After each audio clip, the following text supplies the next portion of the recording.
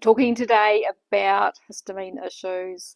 Histamine has reared its ugly head again for me over the last week or so, and so I've been delving into more information about histamine, the symptoms. I'm going to talk about the symptoms. I'm going to talk about ways of managing histamine, and so I'm thinking to myself, what just happened?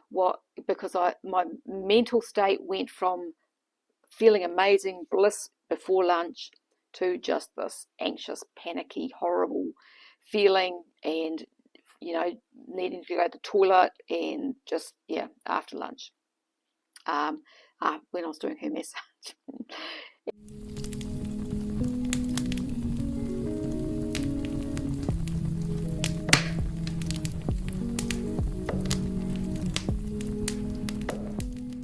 So last night for dinner we had leftovers, and we had a little bit of bacon, and we had some lamb chops that had been dry brining in the fridge for 48 hours, and I kind of figured that I was probably asking for trouble, so I didn't actually eat it all. I didn't eat the leftover beef from the ribs from the other night, but I did eat the lamb chops, and I did eat the bacon, and I woke up this morning with itchy, scratchy, horrible eyes that were leaking bits of gunky stuff out of them, and just a bit of a headache. My nose was streaming. Hi there, my name is Sue. Welcome to my channel. If you've not been here before, I have been on a carnivore diet for almost 2 years, so it'll be 2 years at the end of May for me.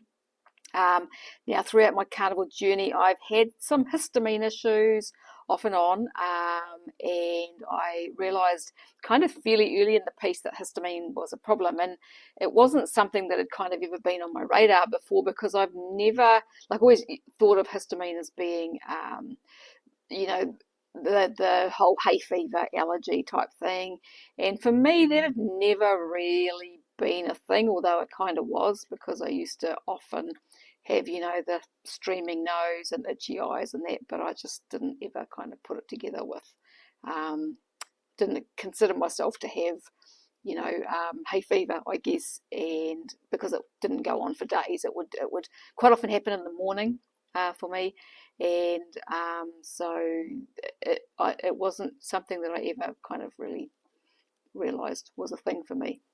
So when I started on carnivore, I had what I found was that my IBS diarrhea got worse. So some things improved, but the IBS diarrhea got worse, and it was kind of less controllable, and more full-on watery diarrhea, I guess, to be specific. Now, I think that at the time, early in the piece, there was a lot going on with me. I think it was histamine, I think it was oxalate dumping, which they're kind of tied together anyway, oxalate and histamine. And I think it was, just my gut health has been bad for decades, and just a whole bunch of things that were kind of going on there.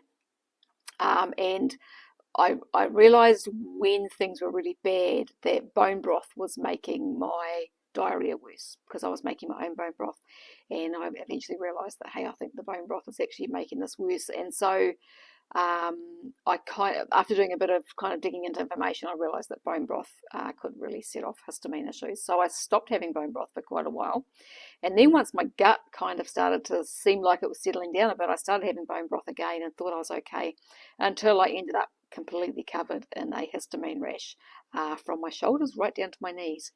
And so I did a couple of videos talking about that, and you can check them out there and there. I will try and remember to put the links below the video.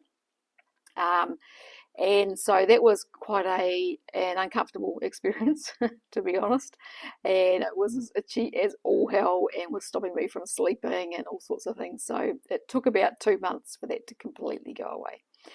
So since that time, I have not made any bone broth, and I'm quite scared of actually having it now, so I'm not even going there.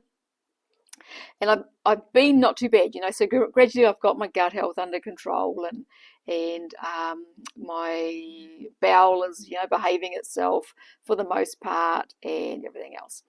But just lately, I've been noticing, I've noticed for a little while, I've got this scalp issue since I've been on carnivore. I've had this itchy, flaky scalp. Now it's gradually getting better, but what I've noticed over time is that as it's been getting better, quite often in the evening after I've eaten dinner, it'll get really lumpy across the back. So it doesn't necessarily get itchy, although quite often it does, but it'll get lumpier across the back. Now, just lately, what I've been finding is that I also have a very kind of slight rash around my collarbone area and on my shoulders. Now you can't really see anything, you can feel it. You can feel that it's slightly lumpy, and after I've eaten dinner at night time in particular, that has been getting a little bit itchy over the last probably 2 or 3 weeks.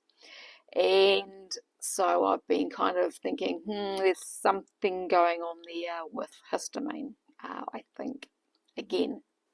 Now, the other day, I think it was on Friday, I had woken up, I did a video earlier in the day talking about how fantastic I was feeling, that I was feeling really calm and amazing. You know, like for me, as I explained in that video, the feeling calm for me stands out because it hasn't been my natural state throughout most of my life from my memory. And so when I do feel like that, I'm just like, oh my God, this is bliss. You know, I feel so good. And so I was like that in the morning. And then for lunch, I had 2 lamb chops that have been sitting in the fridge dry brining.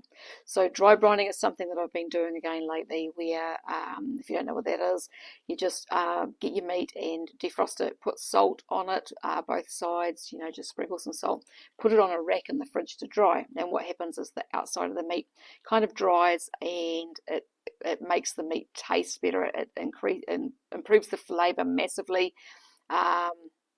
makes the outside kind of cook really well and keeps it juicier inside. So I've been doing a bit of that again, and I think that has been part of my problem. So I had these 2 lamb chops. They had been in the fridge for 24 hours, and I cooked those, and then I finished doing my video. I was editing my video, and I had a client coming in a little bit later that afternoon. And what I noticed was that I ate those, and then my mood changed. My mood changed really quickly, and I was just feeling grumpy and irritable. And then while I was doing my video, and then I was doing some other stuff on my computer, I could feel myself getting really kind of agitated feeling, and like I was aware that I had this client coming later, and I kind of thought maybe that was what it was.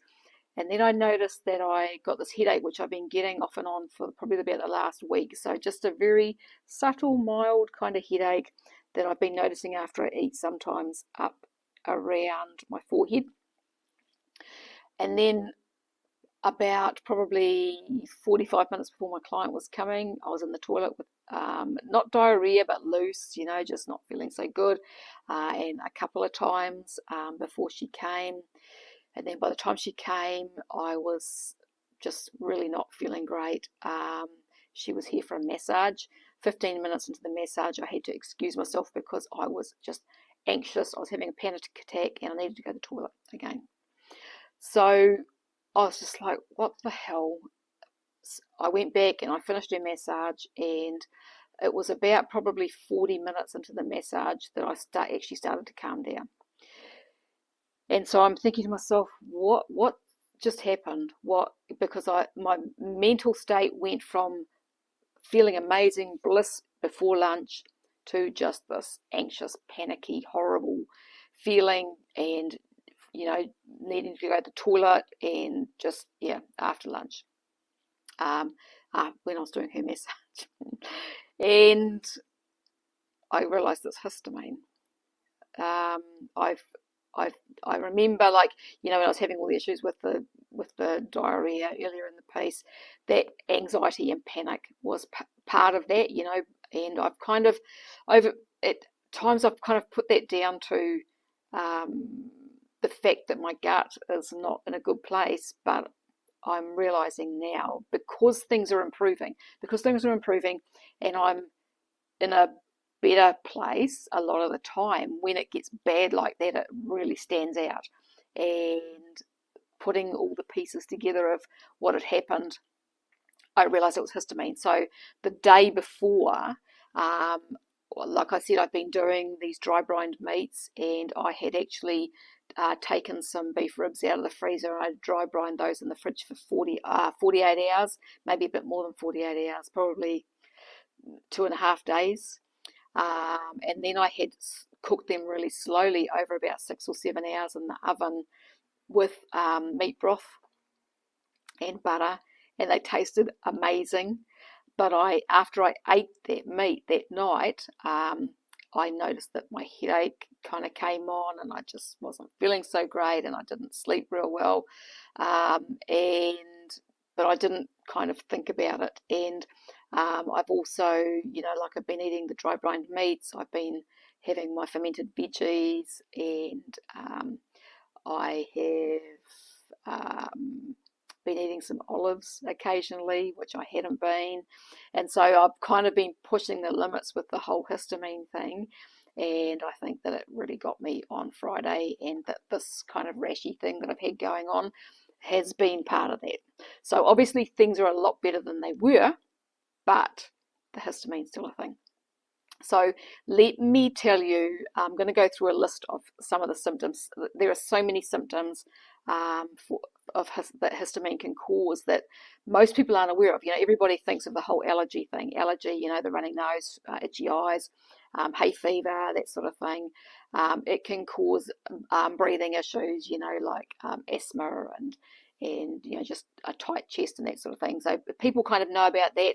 Even the hives, the itchy skin, the rashes, that's all fairly common, but there's actually a lot more symptoms that can be caused by histamine. So they are things like headaches and even migraines. Migraines can be caused by histamine. Gut issues and diarrhea can be caused by histamine. Anxiety and panic attacks, period pain, itching and rashes, as I said, skin flushing, so that red face with flushed skin can be histamine. Low blood pressure can be caused by histamine. Heart irregularities, heart arrhythmias, and tachycardia can be caused by histamine. And so, when I was going over that again, I was thinking, of all these people that on Carnivore who kind of think that they're having maybe electrolyte issues, and it can actually be histamine. So pain as well, and mood changes can be caused by histamine. So like with me on Friday, that whole change of mood, because I've noticed that happen a few times of late. Just kind of, you kind of pay attention. It's like, oh, my mood just seems to have changed really quickly after eating. Why is that? And then on Friday, because it was so noticeable, and I just was really aware that I'd gone from this really good place, ate lunch, and then within a very short period of time was in a completely different mood for no reason. I started looking into the different foods that can contribute to histamine, and one thing that I didn't actually realize was caffeine can increase histamine issues, or reduce the breakdown of histamine, I think is more what it does. And so I'm not sure whether it inhibits DAO, because the DAO enzyme is what breaks down histamine in our bodies. But anyway, I was looking at different foods that can make histamine issues worse, and tea came up. So black tea, green tea, yerba mate tea, and the green tea and yerba mate are the teas that I've been drinking every day. And because I decided that I was going to stop drinking the green tea, and then yesterday and today I've been having yerba mate, and that's a real problem as well. But coffee can be as well, because it's the caffeine that actually inhibits the DAO. So if you're drinking coffee and you're having histamine issues, then that can be a problem. Now, when I saw the information about the tea, because it didn't list coffee on there on that first information that I came across, I was talking to hubby, and I said to him, I wonder if it's the caffeine that's in the teas, then that maybe, I wonder if that's why when I was young my feet and legs used to swell if I had caffeine. And I thought, I wonder if that's why. And then just now, before making the video, I was looking at more information and saw that histamine can cause vascular permeability. And so, yeah, the caffeine can definitely cause edema by affecting histamine. So that makes perfect sense to me. Now, caffeine doesn't make my feet swell like it used to, but I'm wondering if it's been contributing to some of the edema that I still have around my ankles. I'm thinking about the whole lipedema thing, because I was talking about lipedema in my video yesterday, and how I've kind of really come to the conclusion that I have that. I've had issues with edema all my life since I was 15. When I was 15 was when I first started having problems with my feet swelling, and that was caffeine that was causing that. And when I've talked about histamine in the past, I kind of realised that I've had histamine issues most of my life, because I remember walking up to catch the bus when I was 15, when I first started work, and my nose would be streaming every morning. And so kind of thinking back, it's like, yeah, that was probably a histamine thing. And so he kind of put all these pieces together as my understanding grows of how this works and what's actually been going on. I kind of realised that this has been a problem for a long time, and I recognise it in my mum as well. So I mentioned my mum yesterday with the whole lipedema thing. So my mum has issues with histamine too. Like, I mean, at the moment she sits at her desk with some cell salts that are for histamine, because she has a lot of trouble with her nose running, and so she takes those and it helps. Now, mum has had IBS diarrhea for years after having a really bad bout of food poisoning. She ended up with IBS diarrhea that was worse than anyone that I know. Like, mum's diarrhea problem was pretty bad, but she also has had issues with the anxiety, issues with heart arrhythmias and stuff, and so I think that the histamine has probably been a problem for her. Now, to move on to the next part of this is all the putting pieces together. I was listening to a video a couple of days ago, because I was looking for information about histamine after my little episode on Friday. I was looking for information on that, probably on Friday night, and I came across a video with Michaela Peterson and Ben Lynch. Now, Michaela Peterson, if you're in the carnivore community, you know who Michaela is. She's been eating the Lion diet for 5 years, but she doesn't seem to be able to introduce any other foods into her diet without it setting off all of her problems again. And then she was talking about how she's realised that she was having issues with mold living in Florida, and so now she's moved to Arizona into the desert to get away from the mold because it was making her sick. And so she's obviously working with Ben Lynch, and he has got her genetics and was looking through that, and he was talking a little bit about her genes, and he said something about her having genes that affect her histamine response and create more of a histamine problem in her body potentially. And so that when I heard that, I was like, okay, so maybe there's something going on in my genetics from my mum, and that she's got going on as well, and it's been passed down. So today I went into my genetic information, and because I have that in a website called Prometheus. It's not as easy as putting it through one of the paid services, but Prometheus, if I do a lot of Googling and searching and finding information, I can kind of generally work out what I'm looking for within Prometheus. And so I was looking through my genetics and Prometheus with what I was finding online and trying to work out whether I had any genes that affected histamine breakdown or production in my body. And it seems like I do. Now, I'm not an expert on this. If anybody out there can help me to confirm what I think is what I'm finding in Prometheus, that would be awesome. So I have a gene, and I'm going to put the information here on the screen. All right, I've cut out the piece out of my Prometheus report, and so this gene, from what I can figure out, is the DAO gene. So it is RS1015691, and I think these are alleles C and T. So from what I can gather, the T allele is the problem one with the DAO gene, and potentially affects the breakdown of histamine in my body. So if there's anyone out there who knows this stuff, who's watching my video, it would be really awesome if you could comment below and confirm that that's what I'm seeing, and that's what I'm thinking. So when I started looking for the genetic information, I came across some studies on the DAO gene and the way that people with that gene variation are affected by non-steroidal anti-inflammatory drugs. Now, I've never taken one of those drugs because I know what they do to gut health, and so I'm not ever going there. But apparently, people with this gene are more likely to have allergy, basically, to those NSAID drugs. And so I came across a couple of studies, and I will try and remember to link to one of those studies below. And in this particular study, it says the present study shows a significant overrepresentation of the DAO 16 met polymorphism, which is the RS101-56191, in two populations of patients with hypersensitivity to non-steroidal anti-inflammatory drugs. The presence of non-synonymous SNPs in the DAO gene is a determinant of enzyme activity. Specifically, the 16 met variant results in a reduction of serum DAO activity.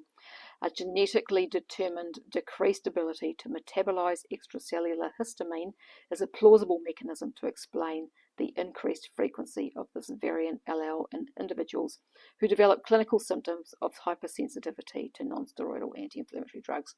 So these researchers are obviously putting together the fact that a specific population of people are having unusual reactions to these drugs, and these are people who have this gene and that affects their DAO activity and stops them from breaking down histamine as well as they potentially should. So that's the way that I'm reading this. As I said, if anybody can help me to confirm that the way I'm reading this is correct, that would be awesome. And then I came across some other websites that basically said that there are other genetics that can affect histamine as well. So that's the main one from what I can gather. So the RS6323 can reduce MAOA activity, and that can affect histamine, and also the MTHFR gene variations can affect histamine breakdown as well. So the MAOA one, this was from somewhere that I found online. It says MAO, so that's monoamine oxidase, is yet another enzyme that helps to degrade biogenic amines such as tyramine, histamine, and catecholamines. While it's not the primary function of MAO to degrade histamine, too little of this enzyme can still impact histamine levels. So I'm picking from what I'm finding here that I have a genetic susceptibility to histamine issues. Now my question is, can I change that with carnivore diet over time? It seems like I've become more tolerant so far over time for histamine, obviously because my gut and everything's a lot better than it was, and I'm picking that as my gut health continues to improve, as things heal, my tolerance for histamine will improve. I hope. I'm really hoping that's what will happen. But in the meantime, obviously, I need to still be mindful of the histamine that I'm consuming, and potentially be trying to not take in things that are going to affect the way my body gets rid of histamine out of my body, and also if I can take in things that help my body to break down histamine, then that's obviously going to be beneficial as well. So I'm just going to run through a few things there. So within the carnivore side of things, obviously kidney can really help because kidney contains DAO. I was taking kidney supplements from Homegrown Primal here in New Zealand for a little while. They contain kidney and liver and a few other bits and pieces, and that was why I bought them, was to help with histamine when things were really bad. I don't like the taste of kidney. I haven't actually tried it lately. I hated it as a child. I've got some in the freezer. I haven't been keen to try it, but I might have to try it and see if I can actually eat it now, if I can handle the taste. Fermented foods can make things worse. And I've been having a bit of sauerkraut with my meals. I still want to continue doing that because for my gut health, I think that I need it. So I don't want to stop having my fermented veggies. I don't have a whole lot, but I usually have it once a day, just a forkful of sauerkraut or some other fermented veg on my plate. And so I want to continue to do that just because I'm kind of mindful of my gut. It feels to me like things are so bloody complicated in my body.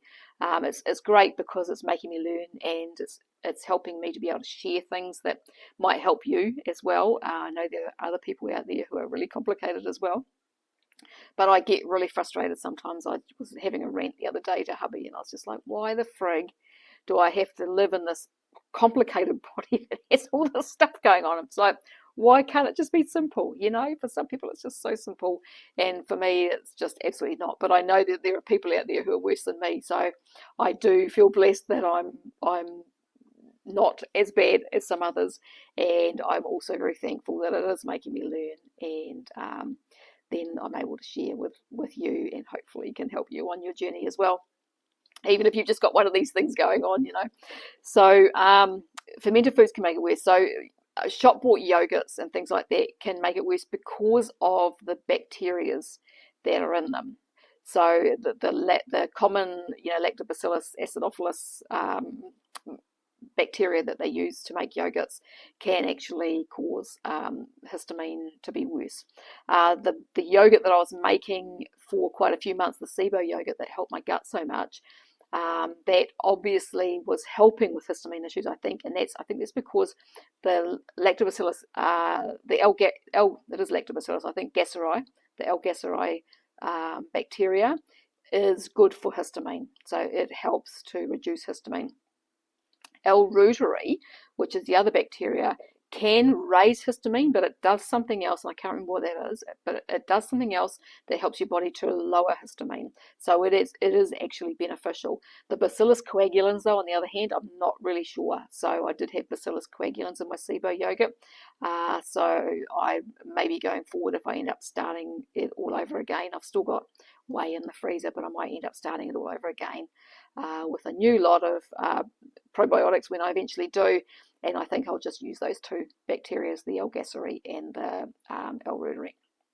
So it, from my understanding, is probably not a bad way to go. But if you've got histamine issues, I would miss out the Bacillus coagulans and just use the other two. So some other probiotics can definitely be a problem, and I think this is why over the years I've noticed that some probiotics didn't work real well for me, although it kind of, you know, just seem to make things worse, and that's probably why, because they're affecting the histamine levels. So as I said, teas with caffeine can make it worse, you know, green tea, yerba mate, black tea, and coffee. So if you're going to drink coffee, drink decaf. So I was quite happy to see that, because, you know, I keep telling myself I'm going to stop drinking decaf, but now I've got an excuse to keep drinking it because I can't drink tea. So yeah, lemon juice, you know, citrus liberates histamine, and I discovered that a little while back when I was having lemon juice in my water every day. It made my histamine way worse. So I stopped doing that, because I was having, what had happened was, when we moved out of the last house, we had a massive lemon tree there, and I used to just have a squeeze of lemon in my water sometimes, but when we moved, we took a whole lot of lemons with us because the tree was loaded, and hubby had frozen them into ice cubes, and so I was putting a whole cube of lemon juice into my water every day, just at night time, just a fizzy sparkling water with it. And yeah, I noticed that the histamine kind of went up, itchy eyes, runny nose, and I was like, you know, I can't do that. So lemon can definitely make it worse.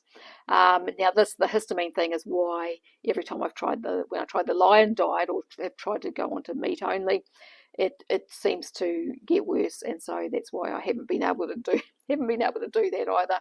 And this is when I very first started on Carnivore. I was going to go off all my supplements. You know, I've always been into herbal medicine, and I was going to go off all my supplements and not take any herbs, but that hasn't worked, because every time I try, that it's been the histamine mostly that sets things off.